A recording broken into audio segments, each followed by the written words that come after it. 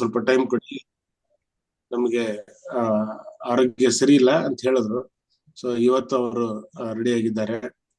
V want to welcome Pastor Ravi Gill, who is our best friend, and he is now retired, and he has a lot of plans for Karnataka. So therefore now we invite Pastor Ravi Gill to speak to us from the Word of God. Pastor, we invite you.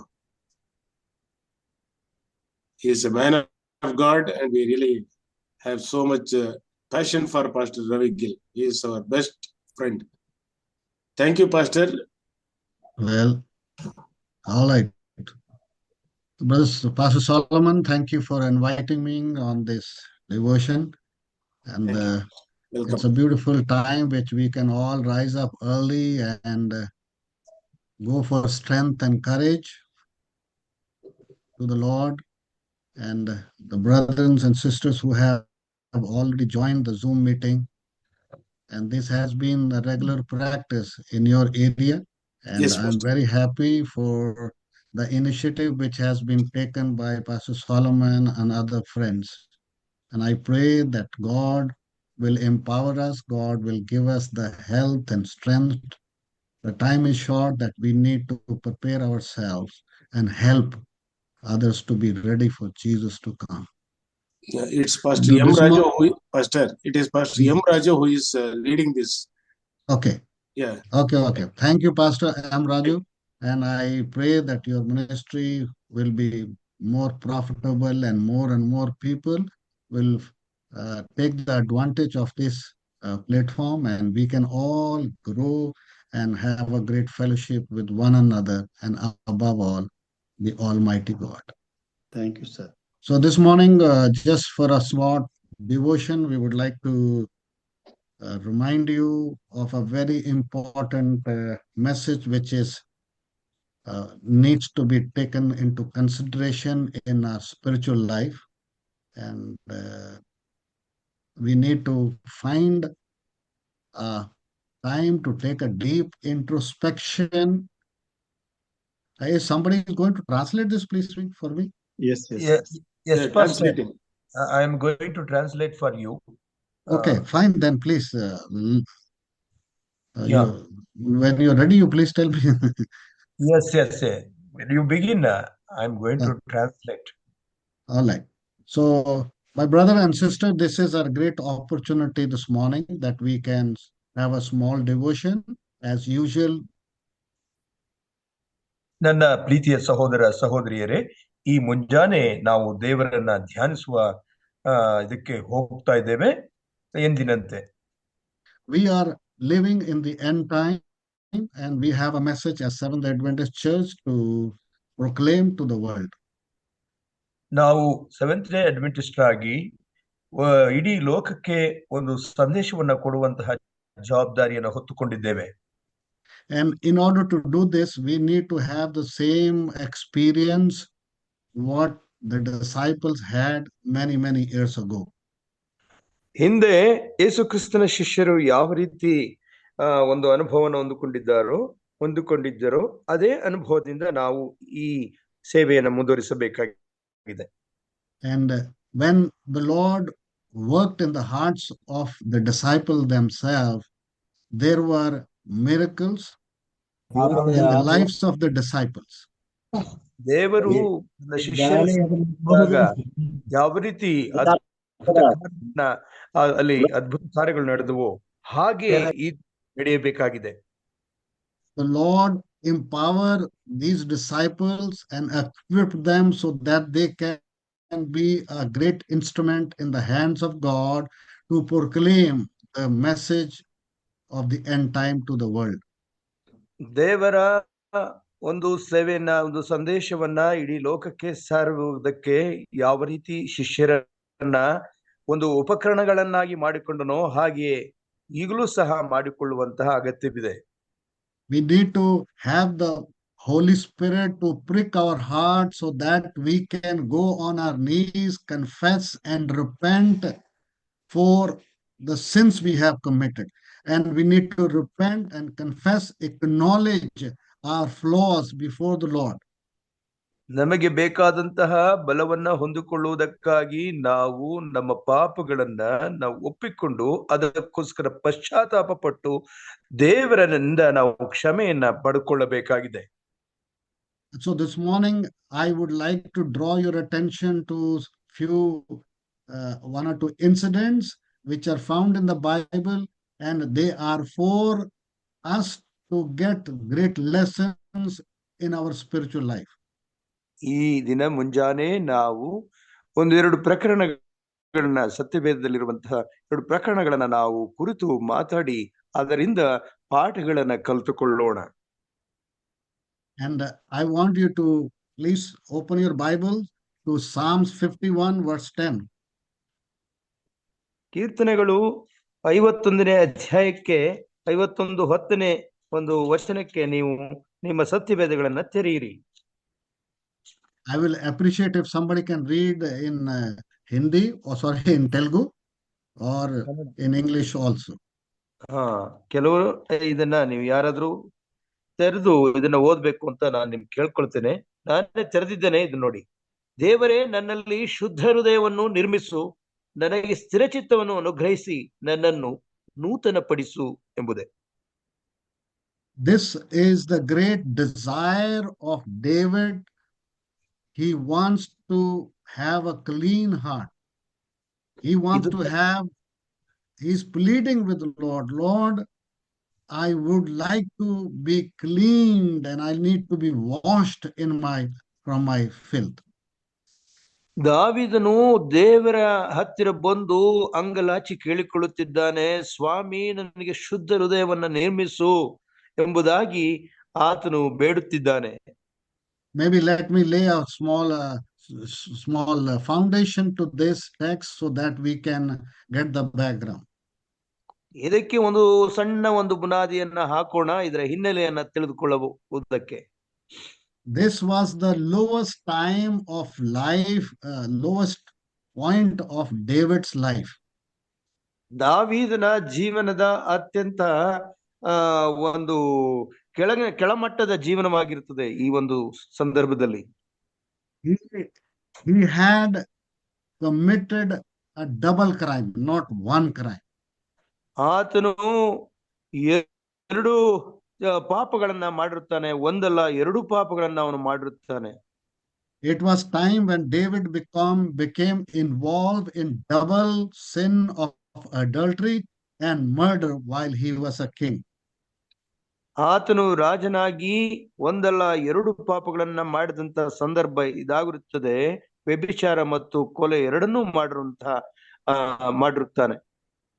He walked with God for many years. He had a great reputation as prophet and king. ಆತನು ದೇವರ ಸಂಗಡ ಬಹಳ ದೀರ್ಘವಾದ ಒಂದು ನಡೆಯನ್ನ ನಡೆದಿರುತ್ತಾನೆ. ಆತನು ಪ್ರವಾದಿಯಾಗಿಯೂ ಅರಸನಾಗಿಯೂ ನಡೆದಿರುತ್ತಾನೆ. But toward the end of his career, he landed up in this mess and he made a great blunder, committed these 2 great sins. ಆದರೆ ತನ್ನ ಜೀವಿತದ ಒಂದು ತುದಿಯಲ್ಲಿ ಅವನು ಏನ್ ಮಾಡ್ತಾನೆ, ಈ ಒಂದು ದೊಡ್ಡ ಪ್ರಮಾಣದ ಪಾಪದಲ್ಲಿ ಅವನು ಸಿಕ್ಕಿ ಹಾಕಿಕೊಳ್ಳುತ್ತಾನೆ, ಪಾಪವನ್ನ ಮಾಡ್ತಾನೆ. This sin which is called adultery, it is a terrible sin. ವ್ಯಭಿಚಾರವೆಂಬುದು ಬಹಳ ದೊಡ್ಡ ಪಾಪ, ಭಯಂಕರವಾದ ಪಾಪ ಅನ್ನುವುದನ್ನು ನೋಡ್ತೇವೆ.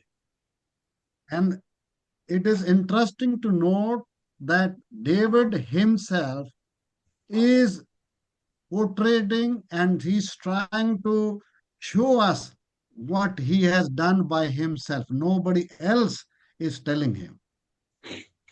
ಆತನು ಸ್ವತಃ ತಾನೇ ತನ್ನ ಮಾಡಿದ ಪಾಪವನ್ನ ಆತನು ಹೇಳಿಕೊಳ್ಳುವನಾಗಿದ್ದಾನೆ, ಯಾರು ಕೂಡ ಅದನ್ನ ಪ್ರಕಟಿಸುತ್ತಿಲ್ಲ. So it is interesting to know that David himself regards his own sin. ಆತನು ತಾನು ಸ್ವತಃ ಮಾಡಿದಂತಹ ಪಾಪದ ವಿಷಯದಲ್ಲಿ ಅವನು ಹೇಳ್ಕೊಳ್ತಾ ಇದ್ದಾನೆ, ಅದು ತಾನೇ ಆಸಕ್ತಿಕರವಾದ ವಿಷಯವಾಗಿದೆ. It must be very painful experience and very humiliating experience for him. ಅದು ಬಹಳ ವೇದನೆ ಉಳ್ಳುವಂತಹ ಒಂದು ಅನುಭವವಾಗಿದೆ, ಮಾತ್ರಲ್ಲದೆ ಅವಮಾನಕರವಾದ ಒಂದು ಅನುಭವ ಅದಾಗಿದೆ. I'm sure you remember this story. ನನಗೆ ಗೊತ್ತಿದೆ, ಈ ಈ ಒಂದು ಕಥೆಯನ್ನ ನೀವು ಜ್ಞಾಪಕ ಮಾಡಿಕೊಳ್ತೀರಿ. He was in his palace. He was on the roof of his palace when he saw a lady, very beautiful, taking bath. ಆತನು ತನ್ನ ಅರಮನೆಯ ಮಾಳಿಗೆಯಲ್ಲಿ ಇರುವಾಗ ಆವಾಗ ಅಲ್ಲಿ ಪಕ್ಕದಲ್ಲಿ ಒಂದು ಕೆರೆಯಲ್ಲಿ ಒಂದು ಸ್ನಾನ ಮಾಡುತ್ತಿದ್ದಂತಹ ಬಹಳ ಸುಂದರವಾದ ಹೆಂಗಸನ್ನ ಆತನು ನೋಡಿದನು. His passion arose and he sent a messenger to order her to be brought to him. ಆತನಿಗೆ ಆಕೆಯ ಮೇಲೆ ಮೋಹ ಉಂಟಾಗಿ ಒಂದು ಆಳನ್ನ ಕಳುಹಿಸಿ ಆಕೆಯನ್ನ ಕರೆಸಿಕೊಳ್ಳುತ್ತಾನೆ. He entered into adulterous relationship with her because she was married woman. ಆಕೆಯು ಈಗಾಗಲೇ ವಿವಾಹವಾಗಿದ್ದಂತಹ ಮಹಿಳೆಯಾಗಿದ್ದರಿಂದ ಅವಳೊಡನೆ ಅವನು ಮಾಡಿಕೊಂಡಂತಹ ಅನೈತಿಕ ಸಂಬಂಧ ವ್ಯಭಿಚಾರವಾಗಿ ಪರಿಗಣಿಸಲ್ಪಡುತ್ತದೆ. Her husband was a soldier in David's army and he was asked to go and fight for him in the battle. ಆಕೆಯ ಪತಿ ಗಂಡ ದಾವೀದನ ಸೈನ್ಯದಲ್ಲಿ ಒಬ್ಬ ಸೈನಿಕನಾಗಿರುತ್ತಾನೆ. ಆತನು ಆ ಒಂದು ಯುದ್ಧದಲ್ಲಿ ಹೋರಾಡುವುದಕ್ಕೆ ಕಳಿಸಲ್ಪಟ್ಟಿರುತ್ತಾನೆ. Later on he found himself in a deeper problem. He came to know that this lady is pregnant and she is carrying a child. ನಂತರದಲ್ಲಿ ಆಕೆಯ ಪತಿ ಇಲ್ಲದ ಸಂದರ್ಭದಲ್ಲಿ ಇವಳು ಗರ್ಭಿಣಿಯಾಗಿದ್ದಾಳೆ. ಅದ ಒಂದು ದೊಡ್ಡ ಒಂದು ಸಮಸ್ಯೆಗೆ ಇವನು ಸಿಲುಕಿಕೊಳ್ಳುತ್ತಾನೆ. So when he learned that this wife was pregnant, he became very panic and he wanted to cover up this action. ಆಕೆಯು ಗರ್ಭಿಣಿಯಾಗಿದ್ದಾಳೆ ಎಂಬ ವಿಷಯ ತಿಳಿದ ಕೂಡಲೇ ಅವನಿಗೆ ಒಂದು ಗಾಬರಿ, ಒಂದು ಭಯ ಉಂಟಾಗುತ್ತದೆ. ಅದನ್ನ ಮುಚ್ಚಿಕೊಳ್ಳುವ ಪ್ರಯತ್ನವನ್ನ ಅರಸನಾದ ದಾವೀದನು ಮಾಡುತ್ತಾನೆ. Therefore he called the commander of his army and he said, okay, now please take this man and put him in the front of the battle where the fierce battle is going on.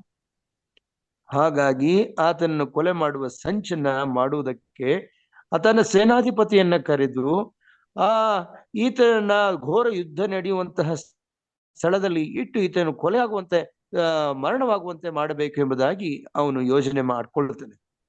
And then before that, what happens is this David, since he want to cover this sin of his, he called this man and he said, from the battle he was called. When he was called there, he said, okay, eat the best food, take nice bath, take nice rest. He gave him the best of food and maybe gifts also. And he said, okay, now you go and sleep with her, relax. ಇದರ ಮಧ್ಯದಲ್ಲಿ ದಾವೀದನು ಇದನ್ನು ಮುಚ್ಚಿಕೊಳ್ಳುವ ಪ್ರಯತ್ನದ ಸಲುವಾಗಿ ಆಕೆಯ ಯಜಮಾನನ್ನ ಕರೆದು ಒಳ್ಳೆಯ ಅರಮನೆಯಲ್ಲಿ ಒಳ್ಳೆಯ ಆಹಾರವನ್ನ ಕೊಟ್ಟು, ಹೋಗು, ನಿನ್ನ ಮನೆಯಲ್ಲಿ ನೀನು ವಿಶ್ರಾಂತಿಯನ್ನು ಪಡೆದುಕೋ, ಹೆಂಡತಿಯ ಜೊತೆ ನೀನು ಕಾಲ ಕಳೆಯಬೇಕು ಎಂಬುದಾಗಿ ಅವರನ್ನ ಪುಸಲಾಯಿಸುತ್ತಾನೆ. You and I also like to cover our sins. ನಾವು ಕೂಡ ಪಾಪಗಳನ್ನ ಈ ರೀತಿ ಮುಚ್ಚಿಕೊಳ್ಳುವ ಪ್ರಯತ್ನವನ್ನ ಮಾಡುವರಾಗಿದ್ದೇವೆ. Whether we are pastors, whether we are leaders, whether we are elders or deacons, when we have committed a particular sin against ನಾವು God, ಒಂದು ನಿರ್ದಿಷ್ಟವಾದ ಪಾಪವನ್ನ ಮಾಡಿದ ಪಕ್ಷದಲ್ಲಿ ನಾಯಕರಾಗಿರಬಹುದು, ಬೋಧಕರಾಗಿರಬಹುದು, ಹಿರಿಯರಾಗಿರಬಹುದು, ಯಾರೇ ಆಗಿರಬಹುದು, ಇಂತಹ ನಮ್ಮ ಪಾಪಗಳನ್ನು ಮುಚ್ಚಿಕೊಳ್ಳುವ ಇಂತಹ ಪ್ರಯತ್ನಗಳನ್ನ ಮಾಡುತ್ತೇವೆ. We want to, this particular sins of his, David was trying to make his life miserable. Night he could not sleep, he would not eat, he was having terrible, his conscience was troubling him so much that he was almost gone mad. ದಾವೀದನ ಪರಿಸ್ಥಿತಿ ಹೇಗಿದೆ ಅಂದ್ರೆ, ಆತನ ಒಂದು ಆತ್ಮಸಾಕ್ಷಿಗೆ ವಿರುದ್ಧವಾಗಿ ಮಾಡಿದ ಈ ಪಾಪದಿಂದ ಅವನು ಒಂದು ಹೃದಯ ಅವನನ್ನ ಯಾವಾಗಲೂ ಹಗಲಿರುಳು ಕಾಡುತ್ತಿರುತ್ತದೆ, ಅದು ಅವನನ್ನ ಚುಚ್ಚುತ್ತಿರುತ್ತದೆ. ಕಡೆಯದಾಗಿ ಅವನು ಹುಚ್ಚನಾಗಿ ಕಂಡು ಬರುತ್ತಾನೆ ತನ್ನಷ್ಟಕ್ಕೆ ತಾನು.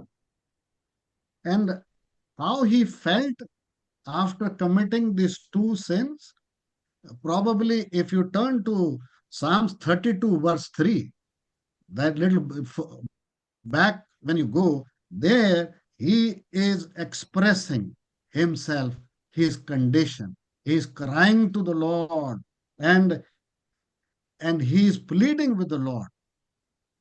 ಈಗ ದಾವೀದನ ಒಂದು ಮಾನಸಿಕ ಪರಿಸ್ಥಿತಿ ಹೇಗಿದೆ ಅಂದ್ರೆ, ಅವನು ದೇವರ ಮುಂದೆ ಅಳುತ್ತಾ ಗೋಗರಿಯುತ್ತಾ ತನ್ನ ಪಾಪಕ್ಕೋಸ್ಕರ ಪಶ್ಚಾತ್ತಾಪ ಪಡುವಂಥದ್ದನ್ನ ಕೀರ್ತನೆ 32ನೇ ಅಧ್ಯಾಯ 3ನೇ ವಚನದಲ್ಲಿ ನಾವು ನೋಡುವರಾಗಿದ್ದೇವೆ.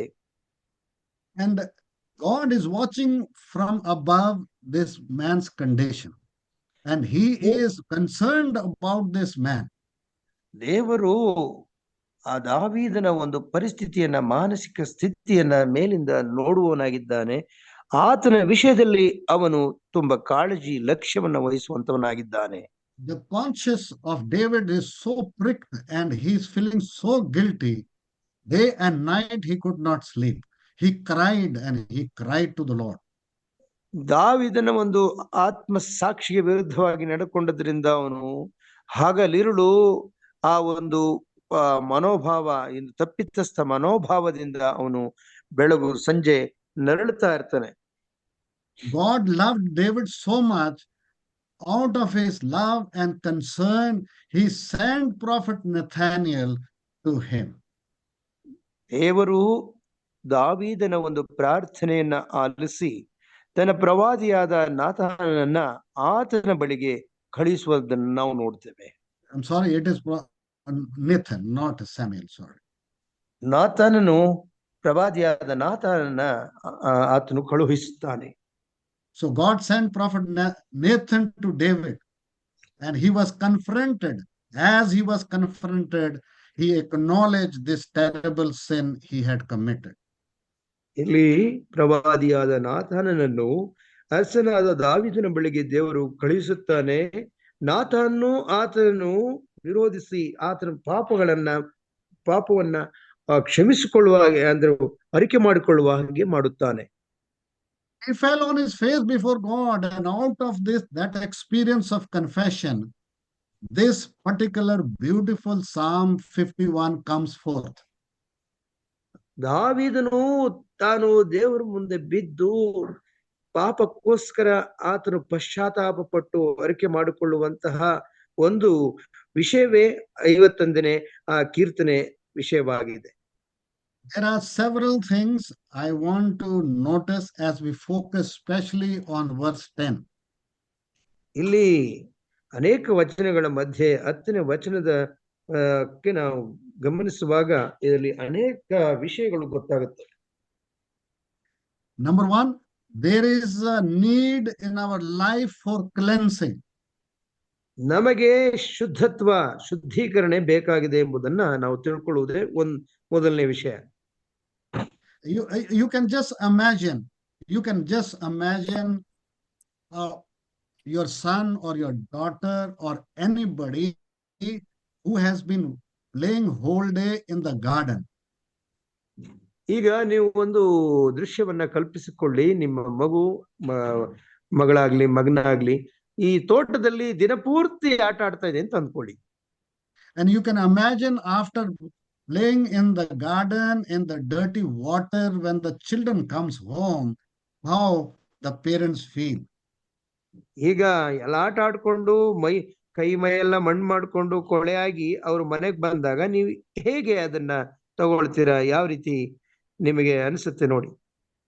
And immediately you as a parents or as elders, we want to make sure that these children are given bath and they are clean and cleansed properly. ಕೂಡಲೇ ನಾವೇನ್ ಮಾಡ್ತೇವೆ, ಆ ಮಗುವನ್ನು ತಗೊಂಡು ಹೋಗಿ ಆ ಒಂದು ಒಳ್ಳೆ ಅದಕ್ಕೆ ಸ್ನಾನ ಮಾಡಿಸಿ ಅದನ್ನ ಶುದ್ಧಪಡಿಸಿ ಒಳ್ಳೆ ಬಟ್ಟೆಗಳನ್ನ ಹಾಕೋದನ್ನ ನಾವು ನೋಡ್ತೇವೆ. You know, they need to be cleansed. They need to be given nice bath. and you want to make sure that every part of their body is clean and cleansed by whatever soap or whatever we are using the shampoo. ನಾವು ಆ ಮಗುವನ್ನ ಕರ್ಕೊಂಡು ಹೋಗಿ ಅದರ ಮೈ ಕೈ ಎಲ್ಲವನ್ನ ತಿಕ್ಕಿ ತೊಳೆದು ಅದನ್ನ ಶುದ್ಧಪಡಿಸಿ ಅದಕ್ಕೆ ಹೊಸ ಬಟ್ಟೆಗಳನ್ನ ಹಾಕಿ ನಾವು ಅದನ್ನ ನಾವು ತಯಾರು ಮಾಡ್ತೇವೆ. ಅಂದ್ರೆ ಆ ಮಗುವನ್ನ ನಾವು ಸಂಪೂರ್ಣವಾಗಿ ಶುದ್ಧಪಡಿಸ್ತೇವೆ. And sometimes I have the experience, and my wife have that experience, when our granddaughter lays and she comes home in a mess condition, very dirty. We want to make sure that when we take her to the washroom, give her a nice bath and make sure that she's clean and cleansed from all that filth and dirt which she brought in. ನನ್ನ ಮೊಮ್ಮಗಳಿಗೂ ನನಗೂ ಮತ್ತು ನನ್ನ ಪತ್ನಿಗೂ ನನ್ನ ಮೊಮ್ಮಗಳಿಂದ ಈ ಒಂದು ಅನುಭವ. ಆಕೆಯು ಆಟ ಆಡಿಕೊಂಡು ಬಂದಾಗ ಅವಳಲ್ಲಿರುವಂತಹ ಎಲ್ಲಾ ಒಂದು ಕೊಳೆಯನ್ನ ಮಣ್ಣು ಅದನ್ನೆಲ್ಲ ಚೆನ್ನಾಗಿ ಕರ್ಕೊಂಡೋಗಿ ಬಾತ್ರೂಮ್ ಅಲ್ಲಿ ಅವಳಿಗೆ ಸ್ನಾನ ಮಾಡಿಸಿ ಅವಳನ್ನು ಶುದ್ಧಪಡಿಸುವಂತಹ ಒಂದು ಸಂದರ್ಭದಲ್ಲಿ ಇದು ನಮಗೆ ಅನುಭವಕ್ಕೆ ಬಂದಿದೆ. You can let's take one more illustration. You can also imagine a person as a mechanic who has worked from morning till 10 o'clock or 9:30 in the evening.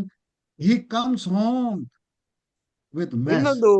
ಇನ್ನೊಂದು ನಿದರ್ಶನವನ್ನು ತಗೊಳ್ಳೋದಾದ್ರೆ, ಒಬ್ಬ ಯಂತ್ರವನ್ನು ನೋಡ್ಕೊಳ್ಳುವಂತಹ ಮೆಕ್ಯಾನಿಕ್, ಯಂತ್ರ ರಿಪೇರಿ ಮಾಡುವಂತವನು ಬೆಳಗ್ಗೆಯಿಂದ ಸಾಯಂಕಾಲ ತನಕ ಅವನು ಕೆಲಸ ಮಾಡಿ ಅವನು ಸಾಯಂಕಾಲ ತನ್ನ ಎಲ್ಲಾ ಒಂದು ಗ್ರೀಸು ಕಪ್ಪು ಎಲ್ಲವನ್ನ ಮೆತ್ತಕೊಂಡು ಮನೆಗೆ ಬರ್ತಾನೆ ಅಂತ ತಿಳ್ಕೊಳ್ಳಿ.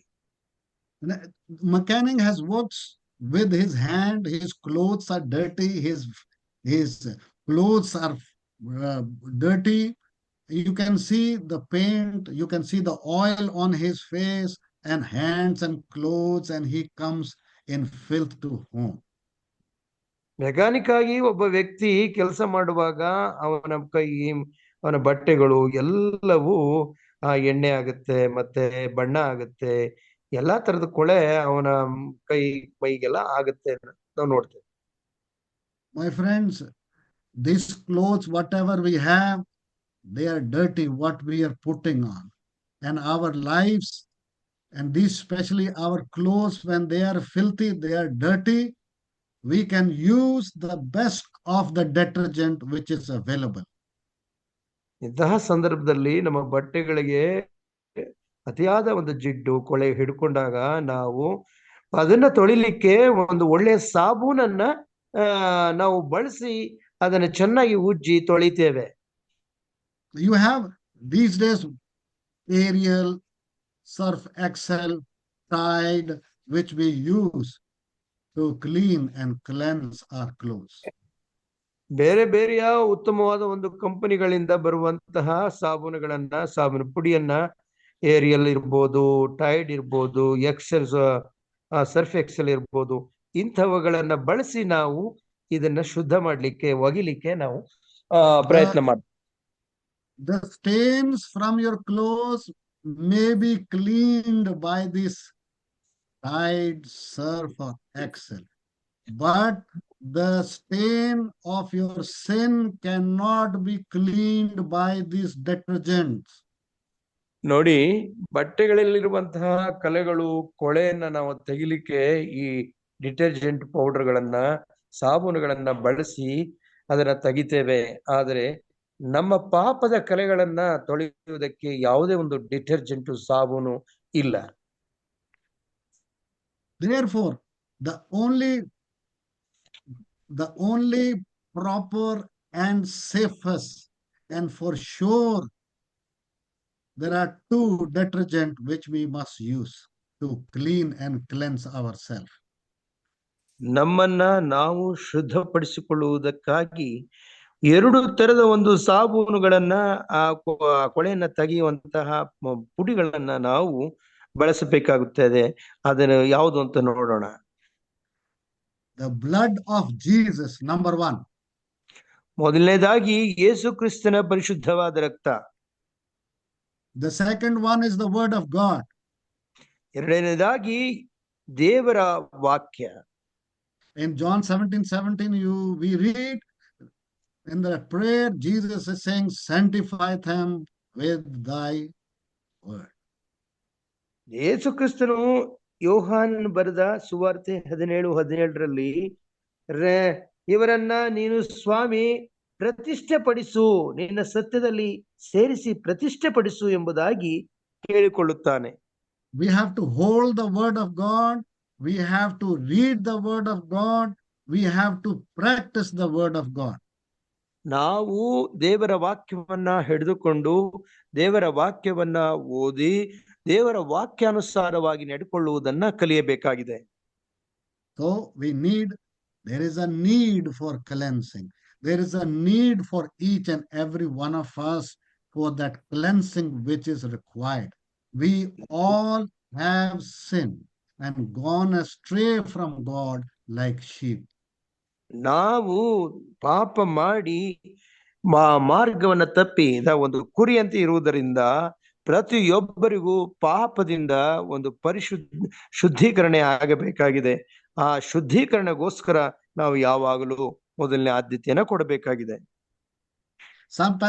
Sometime this concept of forgiveness is projected in the Bible in many ways. ಅನೇಕ ಸಲ ನಾವು ಸತ್ಯವೇದದಲ್ಲಿ ನೋಡ್ತೇವೆ ಈ ಕ್ಷಮಾಪಣೆ ಎಂಬುದನ್ನ ನಾವು ಅನೇಕ ರೀತಿಯಲ್ಲಿ ಸತ್ಯವೇದದಲ್ಲಿ ಕಾಣೋರಾಗಿದ್ದೇವೆ. Sometimes it says new birth, and sometimes it also says crossing out our debts. ನೋಡಿ, ಕೆಲವು ಸಲ ಇದನ್ನ ನಾವು ಹೊಸದಾಗಿ ಹುಟ್ಟುವುದು ಎಂಬುದಾಗಿ ಕರೆಯುತ್ತೇವೆ. ಇನ್ನು ಕೆಲವು ಸಲ ನಮ್ಮ ಪಾಪದ ಒಂದು ಋಣ, ಆ ಒಂದು ಸಾಲವನ್ನ ತೀರಿಸುವುದಕ್ಕೆ ಇದು ಸಮಾನವಾಗಿದೆ. Third one is breaking off a heavy chain. ಮೂರನೇದಾಗಿ ನಮ್ಮನ್ನ ಸುತ್ತುಕೊಂಡಿರುವಂತಹ ಸರಪಳಿಯನ್ನ ಕಡಿದುಕೊಳ್ಳುವುದು, ಮುರಿದು ಹಾಕುವುದು. But the picture of forgiveness that David has proclaimed and he portrays in this psalm, it is entitled cleansing. ಇಲ್ಲಿ ದಾವೀದನು ಒಂದು ಶುದ್ಧೀಕರಣೆಯ ಭಾಗವಾಗಿ ತಾನು ಕೈಗೊಂಡಂತದ್ದನ್ನ ನಾವು ಅಂದ್ರೆ ತನ್ನ ಪಾಪದಿಂದ ಶುದ್ಧಪಡಿಸಿಕೊಳ್ಳುವುದನ್ನ ಈ ಶುದ್ಧೀಕರಣ. David is saying, Lord, create in me a clean heart. ದಾವೀದನು ದೇವರ ಹತ್ತಿರ ಕೇಳಿಕೊಳ್ಳುತ್ತಾನೆ, ದೇವರೇ ನನಗೆ ಶುದ್ಧ ಹೃದಯವನ್ನ ನಿರ್ಮಿಸು ಎಂಬುದಾಗಿ. And he is pleading with Lord. He says, please wash me thoroughly from my sin, cleanse me from my sin. ಆತನು ದೇವರ ಹತ್ತಿರ ಅಂಗಲಾಚಿ ಗೋಗರದು ಬೇಡಿಕೊಳ್ಳುತ್ತಾನೆ, ದೇವರೇ ನನ್ನ ಪಾಪಗಳನ್ನ ನೀನು ತೆಗೆದು ಹಾಕಿ ನನ್ನನ್ನು ಶುದ್ಧಪಡಿಸು ಎಂಬುದಾಗಿ ಪ್ರಾರ್ಥಿಸಿಕೊಳ್ಳುತ್ತಾನೆ. In verse 7 he says, purge me with hyssop and I will be clean, wash me and I shall be whiter than snow. 7ನೇ ವಾಕ್ಯದಲ್ಲಿ ಆತನು ಹೀಗೆ ದೇವರಿಗೆ ಕೇಳಿಕೊಳ್ಳುತ್ತಾನೆ, ಹಿಸ್ಸೋಪ್ ಗಿಡದ ಬರಲಿಂದ ನೀರನ್ನು ಚಿಮುಕಿಸಿ ಎಂಬಂತೆ ನನ್ನ ಅಶುದ್ಧತ್ವವನ್ನು ತೆಗೆದು ಬಿಡು, ಆಗ ಶುದ್ಧ ಆಗಿರುವೆನು. ನನ್ನನ್ನು ತೊಳೆ, ಆಗ ಹಿಮಕ್ಕಿಂತಲೂ ಬೆಳ್ಳಗಾಗುವೆನು ಎಂಬುದಾಗಿ ಆತನು ದೇವರನ್ನ ಬೇಡುತ್ತಾನೆ. Sin is very dirty and it is filthy and it stains our life. ಪಾಪವು ಬಹಳ ಕೆಟ್ಟದ್ದ ಆಗಿದೆ, ಅದು ನಮ್ಮ ಹೃದಯವನ್ನ ಸಂಪೂರ್ಣವಾಗಿ ಹದಗೆಡಿಸುತ್ತದೆ, ನಮ್ಮ ಕೆಡಿಸಿ ಬಿಡುತ್ತದೆ. And that's why in Isaiah 64 verse 6 says, all our righteousness is filthy rags. ಅದಕ್ಕಾಗಿ ಯೆಶಾಯ 64:4 ಹೇಳ್ತದೆ, ನಮ್ಮ ನೀತಿಯು ಹರಿದು ಹೋದ ಚಿಂದಿಯಾದ ಬಟ್ಟೆ ಅಂತಿದೆ ಎಂಬುದಾಗಿ. In one of the translation that is known as NCV, ಒಂದು ಸತ್ಯವೇದದಲ್ಲಿ ಹೀಗೆ ಅದು ಅನುವಾದಿಸಲ್ಪಟ್ಟಿದೆ. So NCV translates this passage in a different way and it is very nice. It says, all of us are dirty with sin. ಈ ಒಂದು ಅನುವಾದದ ಒಂದು ಸತ್ಯವೇದದಲ್ಲಿ ನಾವೆಲ್ಲರೂ ಈ ಪಾಪವೆಂಬ ಪಾಪದಿಂದ ಕೊಳೆಯನ್ನ ಪಡ್ಕೊಂಡಿದ್ದೇವೆ, ಅಂಟಿಸ್ಕೊಂಡಿದ್ದೇವೆ. Very prominent prominent person, Spurgeon, he quotes, and I want to quote from him this particular passage. ಬಹಳ ಒಂದು ಪ್ರಸಿದ್ಧರಾದ ಈ ವ್ಯಕ್ತಿ ಈ ವಾಕ್ಯವನ್ನ ಈ ರೀತಿ ಹೇಳುವಂತವನಾಗಿದ್ದಾನೆ. He says, no cure for sin in the life is equal to the word in the heart. ಯಾವುದೇ ಒಂದು ಪಾಪಕ್ಕೆ, ಹೃದಯದಲ್ಲಿರುವಂತಹ ಪಾಪಕ್ಕೆ ಯಾವುದೇ ಒಂದು ಪರಿಹಾರವಿಲ್ಲ ಎಂಬುದಾಗಿ. There is no hiding from sin unless we hide the truth in our souls.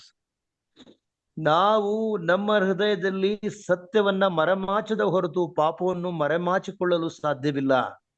And further he says, while the word is hidden in the heart, ಮತ್ತೆ ಹೇಳ್ತಾನೆ, ನಮ್ಮ ಹೃದಯದಲ್ಲಿ ಆತನ ವಾಕ್ಯವು ಇರುವಾಗ, when the word is hidden in the heart, the life will be hidden from sin.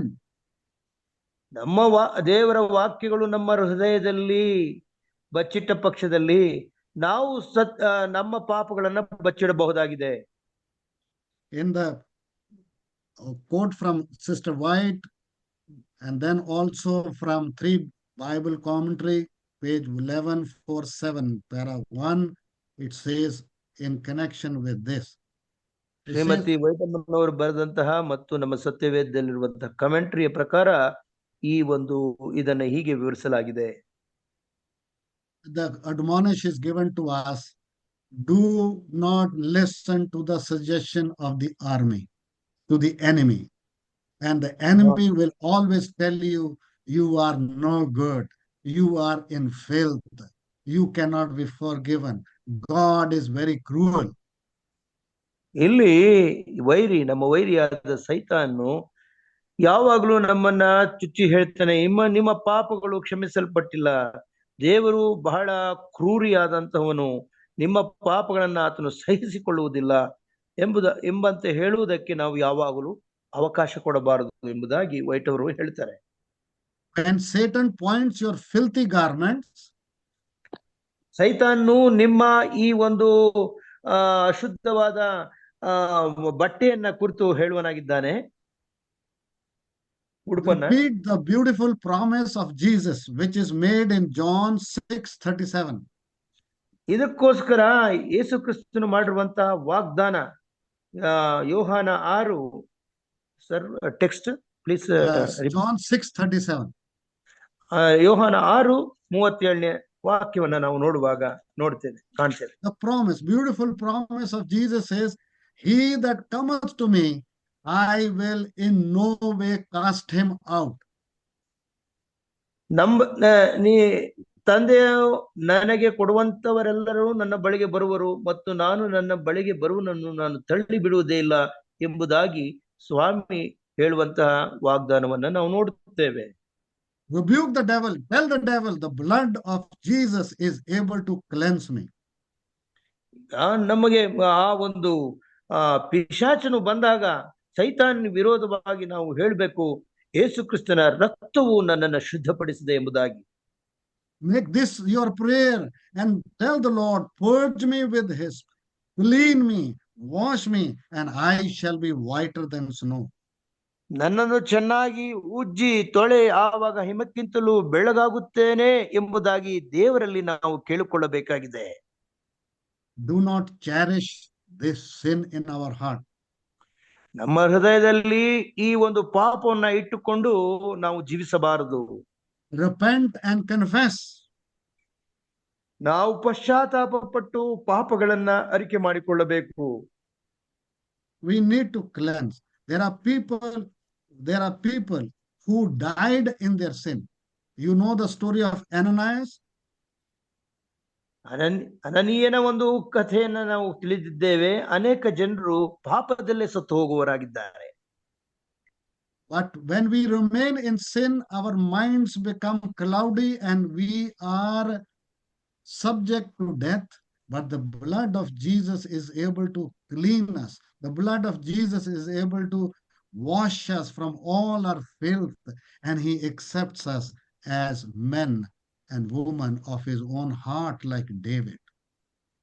ನಾವು ನಮ್ಮ ಪಾಪಗಳನ್ನ ಅರಿಕೆ ಮಾಡಿ ದೇವರ ಮುಂದೆ ಪಶ್ಚಾತ್ತಾಪಪಟ್ಟು ಅವುಗಳಿಗೆ ಕ್ಷಮಾಪಣೆ ಪಡ್ಕೊಳ್ಳುವಾಗ ನಾವು ಯಾವ ರೀತಿ ದಾವೀದನು ತನ್ನ ಹೃದಯವನ್ನ ಶುದ್ಧ ಮಾಡಿಕೊಂಡನೋ, ಶುದ್ಧತ್ವವನ್ನು ಪಡ್ಕೊಂಡನೋ, ಹಾಗೆ ನಾವು ಕೂಡ ಶುದ್ಧತ್ವವನ್ನ ಪಡ್ಕೊಳ್ಳಬಹುದಾಗಿದೆ.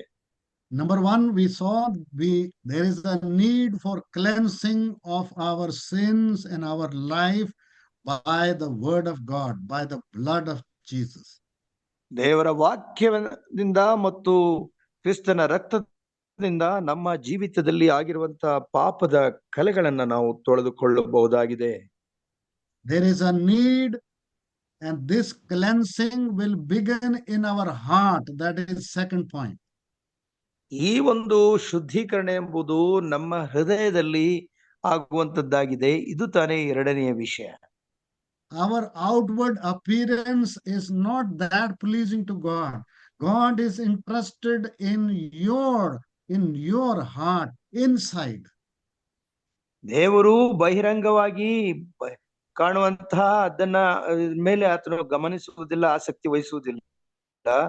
ಆದರೆ ನಮ್ಮ ಹೃದಯದ ಒಳಗಡೆ ಆತನು ಶೋಧಿಸುವನಾಗಿದ್ದಾನೆ. We may appear to be very saint and holy of holies outwardly, but inside the Lord looks. ನಾವು ಬಹಿರಂಗವಾಗಿ ಬಹಳ ಶುದ್ಧರಲ್ಲಿ ಶುದ್ಧರಂತೆ ನಾವು ಕಾಣಿಸಿಕೊಳ್ಳಬಹುದು. ಆದರೆ sorry, go ahead please. ಆದರೆ ದೇವರು ನಮ್ಮ ಅಂತರಂಗವನ್ನ ಶೋಧಿಸುವನಾಗಿದ್ದಾನೆ.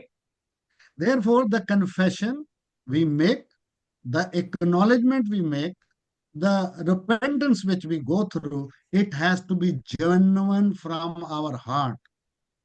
ನಾವು ನಮ್ಮ ಪಾಪಗಳಿಗೆ ಪಶ್ಚಾತ್ತಾಪ ಪಟ್ಟು ನಿಜವಾಗಿಯೂ ದುಃಖಪಟ್ಟು ಅವುಗಳನ್ನ ನಾವು ದೇವರಿಗೆ ಅರಿಕೆ ಮಾಡಿ ಬಿಟ್ಟು ಬಿಡಬೇಕಾಗಿದೆ. ಇದು ತಾನೇ ಮುಖ್ಯವಾಗಿದೆ. Just like that mother cleaned that child from the dirt, the Lord, David is saying, Lord, I want to be cleaned like that. ಯಾವ ರೀತಿ ಮಗುವನ್ನ ತಾಯಿಯು ತೊಳೆದು ಶುದ್ಧಪಡಿಸುತ್ತಾಳೋ ಹಾಗೆ ದೇವರೇ ನೀನು ನನ್ನನ್ನು ಶುದ್ಧಪಡಿಸು ಎಂಬುದಾಗಿ ದಾವೀದನು ದೇವರನ್ನ ಕೇಳಿಕೊಳ್ಳುತ್ತಾನೆ. David is saying, I want to be cleansed that way. I want to cleanse the things which are in my heart. I want my priorities to be cleansed. I want my life to be cleansed. I have a desire. My desire needs to be cleansed. ನನ್ನ ಎಲ್ಲಾ ಬಯಕೆಗಳು ಶುದ್ಧೀಕರಣಗೊಳ್ಳಬೇಕಾಗಿದೆ. ನನ್ನ ಎಲ್ಲಾ ಆಸೆ ಆಕಾಂಕ್ಷೆಗಳು ಶುದ್ಧೀಕರಣಗೊಳ್ಳಬೇಕಾಗಿದೆ. ನನ್ನ ಪಾಪಗಳಿಂದ ನಾನು ವಿಮುಕ್ತನಾಗಬೇಕಾಗಿದೆ. ಅದಕ್ಕೋಸ್ಕರ ಸ್ವಾಮಿ ನನ್ನನ್ನು ತೊಳೆದು ಶುದ್ಧಪಡಿಸುವುದಾಗಿ ಕೇಳಿಕೊಳ್ಳುತ್ತೇನೆ. It is my desire that I must be wholly, completely cleansed, and I want to give myself to you wholly. ನನ್ನಲ್ಲಿರುವಂತಹ ಬಯಕೆಗಳು, ಆಸೆ ಆಕಾಂಕ್ಷೆಗಳು ಶುದ್ಧೀಕರಣಗೊಳ್ಳಬೇಕಾಗಿದೆ. ದೇವರೇ ನೀನು ಅದನ್ನು ಶುದ್ಧೀಕರಿಸು, ನನ್ನನ್ನೇ ನಾನು ನಿನಗೆ ಒಪ್ಪಿಸಿಕೊಡುತ್ತೇನೆ ಎಂಬುದಾಗಿ ಹೇಳ್ತಾನೆ. Paul in the book of Ephesians chapter 4 says, we need as Christians to put off the old man and put on the new man. ಇಲ್ಲಿ ಎಫೆಸಿಯರಿಗೆ ಬರೆದ ಪತ್ರಿಕೆಯಲ್ಲಿ ಪೌಲನು ನಮ್ಮ ಎಲ್ಲಾ ಹಳೆಯ ಸ್ವಭಾವವನ್ನು ತೆಗೆದು ನೂತನ ಸ್ವಭಾವವನ್ನು ಧರಿಸಿಕೊಳ್ಳಬೇಕೆಂಬುದಾಗಿ ಹೇಳುವನಾಗಿದ್ದಾನೆ. Our former conduct, if we were stealing, we steal no more. If we were adulterers, we do no more adultery. Transformation, change has to take place in the life of every one of us. ನಾವು ನಮ್ಮ ಹಿಂದಿನ ಜೀವಿತದಲ್ಲಿ ಕಳುಹು ಮಾಡುತ್ತಿದ್ದರೆ ಅದರಿಂದ ನಾವು ಸಂಪೂರ್ಣವಾಗಿ ನಮ್ಮನ್ನು ತೊಳೆದುಕೊಳ್ಳಬೇಕಾಗಿದೆ. ನಮಗೆ ಸಂಪೂರ್ಣವಾದ ಪರಿವರ್ತನೆ ನಮ್ಮ ಹೃದಯದಲ್ಲಿ ಆಗಬೇಕಾಗಿದೆ. The Bible also says, be renewed in your mind. ನಾವು ನಮ್ಮ ಮನಸ್ಸನ್ನ ಸಂಪೂರ್ಣವಾಗಿ ನೂತನ ಪಡಿಸಿಕೊಳ್ಳಬೇಕಾಗಿದೆ. Therefore, God says, guard your heart with all your diligence. ಆದ್ದರಿಂದ ನೀವು ಜೋಪಾನವಾಗಿ ಎಚ್ಚರಿಕೆಯಿಂದ ನಮ್ಮ ಹೃದಯವನ್ನ ನೀವು ಕಾಪಾಡಿಕೊಳ್ಳಿರಿ ಎಂಬುದಾಗಿ ಸ್ವಾಮಿ ಹೇಳುತ್ತಾನೆ. The word which is used in Psalm 51 to create. ಇಲ್ಲಿ ನಿರ್ಮಿಸು, ಹೊಸದಾಗಿ ನಿರ್ಮಿಸು ಎಂಬುದಾಗಿ ಕೀರ್ತನೆ 51ನೇ ಅಧ್ಯಾಯದಲ್ಲಿ ಕೇಳುವುದನ್ನ ನೋಡುತ್ತೇವೆ. It is the same word which is used in the book of Genesis chapter 1 verse 1. ಇದೇ ಒಂದು ಪದವನ್ನ ನಾವು ಈ ಆದಿಕಾಂಡ 1ನೇ ಅಧ್ಯಾಯ 1ನೇ ವಚನದಲ್ಲಿ ನಾವು ನೋಡುವರಾಗಿದ್ದೇವೆ. It is to create. ಇದರಲ್ಲಿ The creation part, it is the work of the Holy Spirit. It's the work of Almighty God. Only God can create a clean heart, my brothers and sisters. Cry to Him, run to Him for confession, acknowledgement. ದೇವರು ತಾನೇ ಮರು ಸೃಷ್ಟಿಯನ್ನ ಮಾಡಬಲ್ಲವನಾಗಿದ್ದಾನೆ. ಸೃಜಿಸುವಂತಹ ಶಕ್ತಿ ದೇವರಿಗೆ ಮಾತ್ರ ಇದೆ. ಆದ್ದರಿಂದ ನಮ್ಮ ಮನಸ್ಸನ್ನ, ನಮ್ಮ ಹೃದಯವನ್ನ ಮರು ಸೃಷ್ಟಿ ಮಾಡುವುದು ದೇವರಿಂದ ಮಾತ್ರ ಸಾಧ್ಯ ಎಂಬುದನ್ನ ಕಂಡುಕೊಳ್ತೇವೆ. It is the work of the powerful Holy Spirit which works and pricks our heart, convicts us. Cry to God, get that thing in our lives, whatever is objectionable things to God, they need to be cleansed and by the mighty power of God. ದೇವರಿಗೆ ವಿರೋಧವಾದ ಯಾವುದೇ ವಿಷಯಗಳು ನಮ್ಮ ಹೃದಯದಲ್ಲಿ ಇದ್ದರೆ ಅದನ್ನ ತೊಳೆಯುವುದಕ್ಕೆ ಪರಿಶುದ್ಧಾತ್ಮನಿಂದ ಮಾತ್ರ ಸಾಧ್ಯ. ಪರಿಶುದ್ಧಾತ್ಮನು ನಮಗೆ ಈ ನೂತನ ಸ್ವಭಾವವನ್ನ ಕೊಡಬೇಕಾಗಿದೆ. You can just imagine the type of attitude which David had. Now he's humbling himself. He's filled with humility. He is coming to God with that great desire, and this desire of David is fulfilled.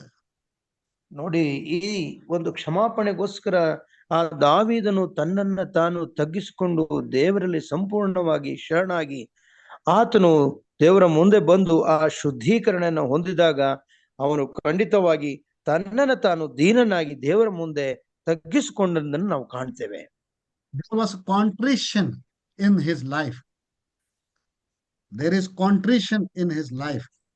ಅವನು ಅನುತಾಪ, ಮನಸ್ಸಿನಲ್ಲಿ ಆ ಒಂದು ಹೃದಯದಲ್ಲಿ ತಾಪ ಪಡುವುದನ್ನ ನಾವು ನೋಡುವರಾಗಿದ್ದೇವೆ. The contrition means that there was a sense, there was a feeling. He is able to notice, he is able to see inner himself in his life. There is a spiritual condition which needs to be set right. ನೋಡಿ, ಈ ಒಂದು ಆತ್ಮಿಕವಾದ ಒಂದು ಪರಿಸ್ಥಿತಿಯನ್ನ ಸರಿಪಡಿಸಿಕೊಳ್ಳುವುದಕ್ಕೆ ಆ ಒಂದು ಪರಿತಾಪವೆಂಬುದು ಬೇಕಾಗಿದೆ. ಅದನ್ನೇ ಕಾಂಟ್ರಿಷನ್, ಪರಿತಾಪ ಅಂತ ಕರಿತೇವೆ. ಅವನು ಹೃದಯದಲ್ಲಿ ಪರಿತಪಿಸಿದನು ಅನ್ನೋದನ್ನ ನಾವು ನೋಡುತ್ತೇವೆ. He is aware of his spiritual condition. ಆತನು ಆತನ ಒಂದು ಆತ್ಮಿಕವಾದ ಒಂದು ಪರಿಸ್ಥಿತಿಯನ್ನ ಅಲ್ಲಿ ಶುದ್ಧವನ್ನ ಮಾಡಿಕೊಳ್ಳೋದನ್ನ ನೋಡ್ತೇವೆ. It means also that our inner self is crushed with the sense of his guilt. He is feeling guilty. ಆತನು ಆ ಹೃದಯದಲ್ಲಿ ಆ ಒಂದು ತಪ್ಪಿತಸ್ಥ ಮನೋಭಾವದಿಂದ ಆತನು ಜಜ್ಜಲ್ಪಟ್ಟಿರುತ್ತಾನೆ. ಅದನ್ನೇ ನಾವು ಈ ಒಂದು ಅಪರಾಧಿ ಮನೋಭಾವ ಎಂಬುದಾಗಿ ಕರೆಯುತ್ತೇವೆ. It is not just simply feeling bad. It is not simply feeling bad. That is not enough. What David goes through is a genuine and true repentance. And that's why David is still called the man of his heart. It's recorded in the book of Acts. ನಾವು ಅಪೊಸ್ತಲ ಕೃತ್ಯದ ಒಂದು ಪುಸ್ತಕದಲ್ಲಿ ನೋಡ್ತೇವೆ, ದಾವೀದನು ನನಗೆ ಪ್ರಿಯನಾಗಿರುವಂತಹವನು, ನನ್ನ ಹೃದಯದ ಒಂದಲ್ಲಿ ಇರುವಂತದ್ದನ್ನೇ ಆತನು ಪಡ್ಕೊಂಡಿದ್ದಾನೆ ಅನ್ನೋದು ಯಾಕೆ ಹೇಳ್ತಾನೆ ಅಂತಂದ್ರೆ, ಅದು ಕೇವಲ ತೋರಿಕೆಗೆ ಮಾಡಿರುವಂತಹ ಒಂದು ಇದಲ್ಲ, ಪಶ್ಚಾತ್ತಾಪವಲ್ಲ. ನಿಜವಾಗಿಯೂ ಅವನು ಹೃದಯದಲ್ಲಿ ಅವನು ಪಶ್ಚಾತ್ತಾಪ ಪಟ್ಟು ಆ ಶುದ್ಧತ್ವವನ್ನು ಪಡ್ಕೊಳ್ಳುವುದನ್ನು ನಾವು ನೋಡ್ತೇವೆ. When we come to the Lord and when we come to in his presence, confessing truly and genuinely, the Lord is able to accept us as we are. He is able to put new clothes on us. He is able to put new shoes on us. ನಾವು ದೇವರ ಸನ್ನಿಧಾನಕ್ಕೆ ನಿಜವಾದ ಪಶ್ಚಾತ್ತಾಪವನ್ನು ಪಟ್ಟು ಬರುವಾಗ ಆತನು ನಮ್ಮನ್ನು ಸಂಪೂರ್ಣವಾಗಿ ಶುದ್ಧಪಡಿಸಿ ನೂತನ ಸ್ವಭಾವವನ್ನ, ನೂತನ ಒಂದು ಪೋಷಾಕ ಅಂದ್ರೆ ಉಡುಪನ್ನ, ನೂತನವಾಗಿರುವಂತಹ ಒಂದು ಪಾದರಕ್ಷೆಗಳನ್ನ ಕೊಡಲು ಶಕ್ತನಾಗಿದ್ದಾನೆ. In the illustration in the prodigal son, we find God did not condemn that person. The father of that prodigal son ran toward him, hugged him, kissed him, put new clothes on him, and had a great banquet. ತಪ್ಪಿ ಹೋದ ಮಗನ ಸಾಮ್ಯದಲ್ಲಿ ನಾವು ಆ ತಂದೆಯನ್ನ ನೋಡುತ್ತೇವೆ. ಬರುವಂತಹ ಮಗನನ್ನ ದೂರದಲ್ಲಿರುವಾಗಲೇ ಆತನು ಓಡಿ ಹೋಗಿ ಆತನ ತಬ್ಬಿಕೊಂಡು ಆತನ ಆಳುಗಳನ್ನ ಕರೆಸಿ ಅವನಿಗೆ ಬೇಕಾದ ಎಲ್ಲಾ ಒಂದು ಸಿದ್ಧತೆಗಳನ್ನ ಮಾಡುತ್ತಾನೆ. ಅವನಿಗೆ ಸ್ನಾನ ಮಾಡಿಸ್ತಾನೆ, ಅವನಿಗೆ ಹೊಸ ಬಟ್ಟೆಗಳು ತೋರಿಸ್ತಾನೆ, ಅವನಿಗೆ ಹೊಸ ಪಾದರಕ್ಷೆಗಳನ್ನ ತೋರಿಸ್ತಾನೆ, ಅವನ ಕೈಗಳಿಗೆ ಉಂಗುರವನ್ನ ತೋರಿಸ್ತಾನೆ. ಅಂದ್ರೆ ಸಂಪೂರ್ಣವಾಗಿ ಮಗನನ್ನ ಆತನು ಸ್ವೀಕಾರ ಮಾಡೋದನ್ನ ನಾವು ಕಾಣ್ತೇವೆ. There is a scriptures in the Bible. Paul says, all that are in Christ, they are new creation. ಯೇಸು ಕ್ರಿಸ್ತನಲ್ಲಿ ನಾವೆಲ್ಲರೂ ಹೊಸ ಸೃಷ್ಟಿಗಳಾಗಿದ್ದೇವೆ ಎಂಬ ವಾಕ್ಯವನ್ನ ಪೌಲನು ಉದಾಹರಿಸಿರುವುದನ್ನ ನಾವು ನೋಡ್ತೇವೆ. Are we new creation in Jesus Christ? ಯೇಸು ಕ್ರಿಸ್ತನಲ್ಲಿ ನಾವು ಹೊಸ ಸೃಷ್ಟಿಗಳೇ ಆಗಿದ್ದೇವೆಯೋ? How is your spiritual experience when we evaluate our walk with God? ನಿಮ್ಮ ಆತ್ಮೀಕ ಜೀವನವನ್ನ ನೀವು ಅಳೆದುಕೊಳ್ಳುವುದಾದ್ರೆ ನಿಮ್ಮ ಜೀವನದ ಮಟ್ಟ ಹೇಗಿದೆ? ಆತ್ಮಿಕ ಜೀವನದ ಮಟ್ಟ ಹೇಗಿದೆ? I do not know how many brothers are here who are pastors on this Zoom meeting. I do not know. ಈ ಝೂಮ್ ಕೂಟದಲ್ಲಿ ಎಷ್ಟು ಜನರು ಬೋಧಕರಿದ್ದಾರೋ ನನಗೆ ತಿಳಿಯದು. There may be some who are pastors who are serving the Lord God from so many years. ಬಹಳ ವರ್ಷಗಳಿಂದ ದೇವರನ್ನ ಒಂದು ಸೇವೆಯನ್ನ ಮಾಡುವಂತಹ ಬೋಧಕರು ನಮ್ಮ ಮಧ್ಯದಲ್ಲಿರಬಹುದು ಕೆಲವರು. There may be some elders here, there may be some deacons who are ordained here. ಇಲ್ಲಿ ದೇವರ ಸಭೆಯ ಒಂದು ಸೇವಕರಿರಬಹುದು, ಹಿರಿಕರು ಸಹ ಇರಬಹುದು, ಹಿರಿಯರು. There may be ladies who are helping the pastors, who are helping their husbands in their ministry. ಬೋಧಕರಿಗೆ ಸಹಾಯವನ್ನ ಅಥವಾ ತಮ್ಮ ಪತಿಗಳಿಗೆ ಸಹಾಯ ಮಾಡುವಂತಹ ಮಹಿಳೆಯರು ಸಹ ಈ ಕೂಟದಲ್ಲಿ ಇರಬಹುದು. A very serious question which we need to address this morning. ಈ ಒಂದು ಮುಂಜಾನೆ ನಾವು ಬಹಳ ಗಂಭೀರವಾದ ಪ್ರಶ್ನೆಯನ್ನ ನಾವು ಎತ್ತುಕೊಂಡು ಅದಕ್ಕೆ ಉತ್ತರಿಸಿಕೊಳ್ಳಬೇಕಾಗಿದೆ. Is my life like Christ Jesus? ನನ್ನ ಜೀವನವು ಯೇಸು ಕ್ರಿಸ್ತನ ಜೀವನದಂತೆ ಇದೆಯೇ ಎಂಬುದನ್ನು ಪರೀಕ್ಷಿಸಿಕೊಳ್ಳಬೇಕಾಗಿದೆ. As Christians, as believers, as Seventh-day Adventists, ನಾವು ಕ್ರೈಸ್ತರಾಗಿ, ನಾವು ವಿಶ್ವಾಸಿಗಳಾಗಿ, ಅದರಲ್ಲೂ ಸೆವೆಂತ್ ಡೇ ಅಡ್ವೆಂಟಿಸ್ಟ್ ಆಗಿ ಈ ಒಂದು ಪ್ರಶ್ನೆಯನ್ನು ಹಾಕಿಕೊಳ್ಳಬೇಕಾಗಿದೆ. He says that there must not be a hint of adultery found among us. ನಿಮ್ಮಲ್ಲಿ ವ್ಯಭಿಚಾರದ ಸಣ್ಣ ಕುರುಹು ಸಹ ಇರಬಾರದು ಎಂಬುದಾಗಿ ಪೌಲನು ಬರೆದಂತ ಪತ್ರಿಕೆಯಲ್ಲಿ ಹೇಳುವನಾಗಿದ್ದಾನೆ. In Ephesians chapter 5 verse 3. ಎಫೆಸದವರಿಗೆ ಬರೆದ ಪತ್ರಿಕೆ 5ನೇ ಅಧ್ಯಾಯ 3ನೇ ವಚನದಲ್ಲಿ ನಾವು ನೋಡುವರಾಗಿದ್ದೇವೆ. Brother, please read it for me.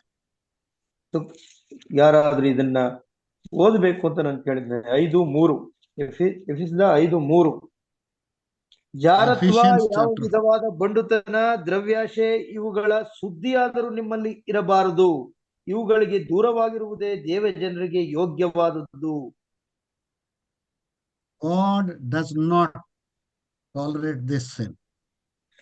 ದೇವರು ಈ ಒಂದು ಪಾಪವನ್ನ ಸಹಿಸಿಕೊಳ್ಳುವುದಿಲ್ಲ. God and his word does not permit this to be practiced among us as pastors, as God's ordained people. ಇಂತಹ ಘೋರ ಪಾಪಗಳು ನಮ್ಮಲ್ಲಿ ಪ್ರತಿಷ್ಠರಾದ, ದೇವರ ಸೇವೆಗೆ ಪ್ರತಿಷ್ಠರಾದ ಬೋಧಕರು, ಹಿರಿಯರು ಮತ್ತು ನಾಯಕರು ಇವರುಗಳ ಮಧ್ಯದಲ್ಲಿ ಇಂತಹ ಪಾಪವು ಎಂದಿಗೂ ಆಚರಿಸಲ್ಪಡಬಾರದು, ಎಂದಿಗೂ ಇಂಥ ಪಾಪಗಳು ನಮ್ಮಲ್ಲಿ ಇರಬಾರದು ಎಂಬುದೇ ದೇವರ ವಾಕ್ಯ ಹೇಳುವಂತದ್ದಾಗಿದೆ. Recently, this particular sin is greatly prevalent in local churches, in the union, in the sections, and everywhere these days. ಇಂತಹ ಘೋರವಾದ ಪಾಪಗಳು ನಮ್ಮ ಒಂದು ಸ್ಥಳೀಯ ಸಭೆಗಳಿಂದ ಹಿಡಿದು ದೊಡ್ಡ ದೊಡ್ಡ ಮಟ್ಟದಲ್ಲಿರುವಂತಹ ಎಲ್ಲಾ ಒಂದು ದೇವರ ಸೇವಕರ ಮಧ್ಯದಲ್ಲಿ ಇದು ಹೆಚ್ಚಿನ ರೀತಿಯಲ್ಲಿ ಹಬ್ಬುತ್ತಾ ಇದೆ. God is a holy God. His work is a holy work.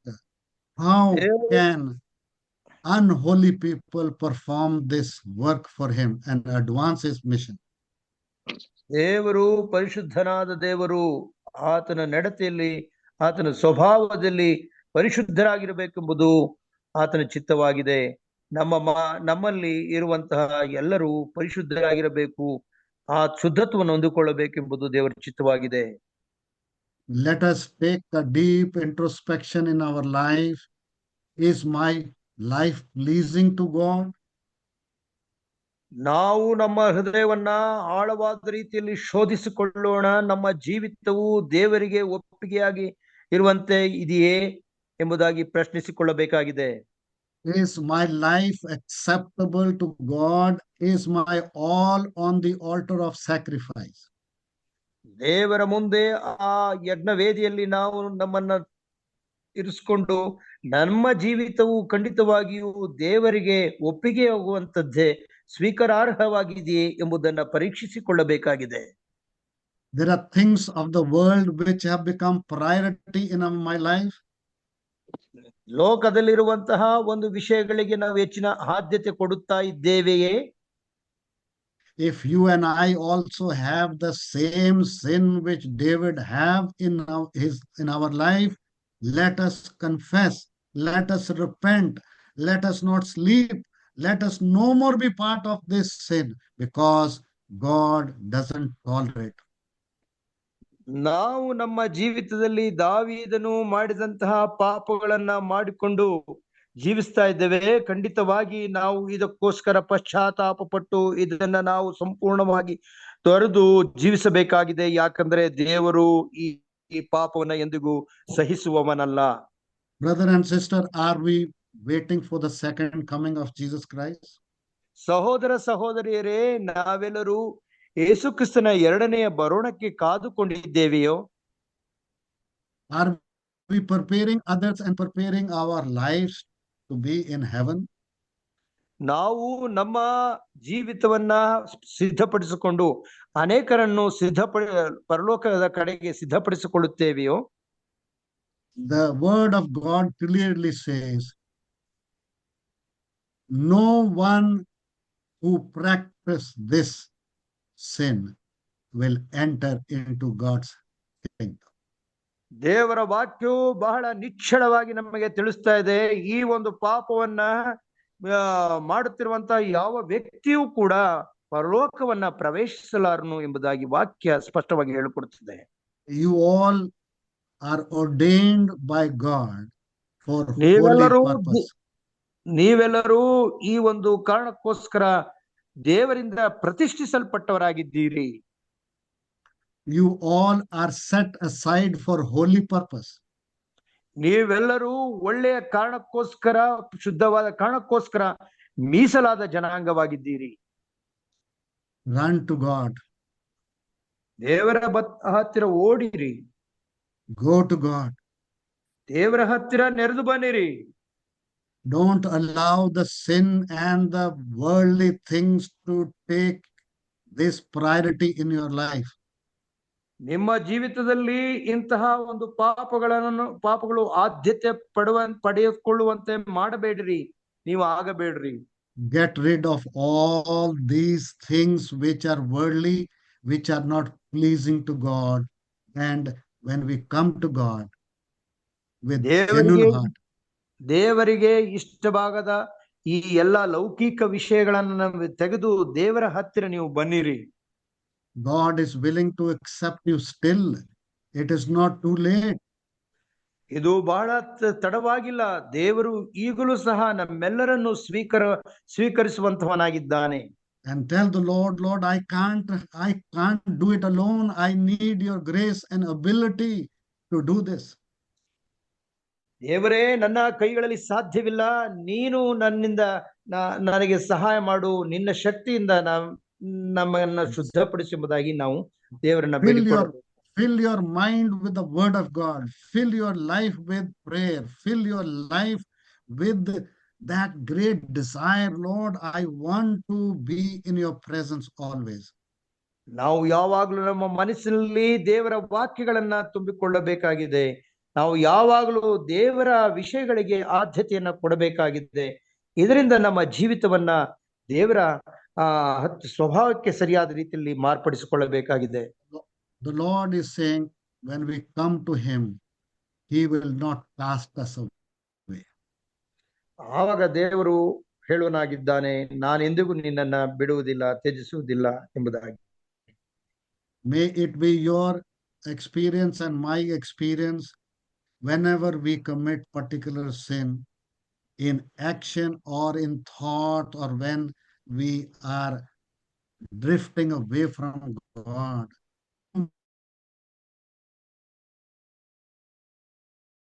ನಾವು ಯಾವಾಗಲೂ ಯಾವ ರೀತಿ ಮತ್ತೆ ದಾವೀದನು ಶುದ್ಧೀಕರಣವನ್ನ ಪಡ್ಕೊಂಡನೋ, ಆತನ ಅನುಭವ ಎಂತದ್ದಾಗಿತ್ತೋ ಅದೇ ತರದ ಅನುಭವವು ನಮಗೂ ಆಗಬೇಕಾಗಿದೆ. Let us pray to God, and with that same prayer like David did, let us have that prayer in my heart and your heart. Lord, create in me a clean heart. Wash me and cleanse me. God bless you. ಯಾವ ರೀತಿಯಲ್ಲಿ ದಾವೀದನು ದೇವರ ಸನ್ನಿಧಾನದಲ್ಲಿ ಬಂದು, ತಂದೆ ದೇವರೇ, ನನ್ನ ಹೊಸದ ಹೃದಯವನ್ನ ನಿರ್ಮಿಸು, ನನ್ನನ್ನು ತೊಳೆ, ಆವಾಗ ಹಿಮಕ್ಕಿಂತಲೂ ಬೆಳ್ಳಗಾಗುತ್ತೇನೆ ಎಂಬುದಾಗಿ ಸಂಪೂರ್ಣವಾಗಿ ಆ ದೇವರನ್ನ ಕೇಳ್ಕೊಳ್ತಾನೋ, ಅದೇ ರೀತಿ ನಾವು ನಮ್ಮ ಪ್ರಾರ್ಥನೆಯಲ್ಲಿ ದೇವರನ್ನ ಕೇಳ್ಕೊಂಡು ಶುದ್ಧತ್ವವನ್ನ ಹೊಂದಿಕೊಳ್ಳಬೇಕಾಗಿದೆ. ಇದು ತಾನೇ ಈ ದಿನದ ಸಂದೇಶವಾಗಿದೆ. ದೇವರು ನಿಮ್ಮನ್ನು ಆಶೀರ್ವದಿಸಲಿ. ಆಮೆನ್. ಉತ್ತಮವಾದಂತಹ ಸಂದೇಶಕ್ಕಾಗಿ ಹಿರಿಯರಿಗೆ ನಾನು ವಂದನೆಗಳನ್ನು ಸಲ್ಲಿಸ್ತೇನೆ. I thank for this divine message to elder pastor KP Ravi Gill. God bless you, Pastor, and be blessed, and we want you to participate in our program always and support us and help us and lead us in your prayer. Welcome. Thank you, sir. God bless you. ದೇವರು ನಿಮ್ಮನ್ನು ಆಶೀರ್ವಾದ ಮಾಡಲಿ. ಈ ಸಮಯದಲ್ಲಿ ನಾವು ಪ್ರಾರ್ಥನೆಗೆ ಹೋಗೋಣ. ಪ್ರಾರ್ಥನೆ ಮಾಡುವಂತವರು ಪಾಸ್ಟರ್ ಯಶವಂತ್ ಅಮ್ಗೋಳ್ ಸರ್ ಅವರು ಮಾಡುವಂತವರಾಗಿದ್ದಾರೆ. ಪ್ರಾರ್ಥನೆ ವಿಜ್ಞಾಪನೆಗಳೇನಾದ್ರು ಇದ್ರೆ ತಿಳಿಸಬೇಕೆಂಬುದಾಗಿ ಕೇಳ್ಕೊಳ್ತೇನೆ. Pastor, good morning. Good morning. Yeah, Pastor, just pray for Vinayak. So Vinayak ಅವ್ರಿಗೋಸ್ಕರ ನಮ್ಮ ಪ್ರಾರ್ಥನೆಯನ್ನು ಮುಂದುವರಿಸೋಣ. ನಮಸ್ಕಾರ. ನಮ್ಮ ಮನವಿಯಾಗಿ ಪ್ರಾರ್ಥಿಸಿ. KP ರವಿ ಅವರಿಗೋಸ್ಕರ ಪ್ರಾರ್ಥನೆ ಮಾಡೋಣ. Good morning sir. Good morning. Good morning pastor. Good morning. Good morning. ನಮ್ಮ ಕುಟುಂಬದಲ್ಲಿ ಎಲ್ಲರೂ ಆರೋಗ್ಯಕ್ಕಾಗಿ ಪ್ರಾರ್ಥನೆ ಮಾಡಿ ಪಾಸ್ಟರ್. ಓಕೆ. ಲೋಕೇಶ್ ಅಂಕಲ್ ಅವರ ಕುಟುಂಬದವರಿಗಾಗಿ ಅವರ ಆರೋಗ್ಯಕ್ಕೋಸ್ಕರ ಪ್ರಾರ್ಥನೆ ಮಾಡೋಣ. ಓಕೆ.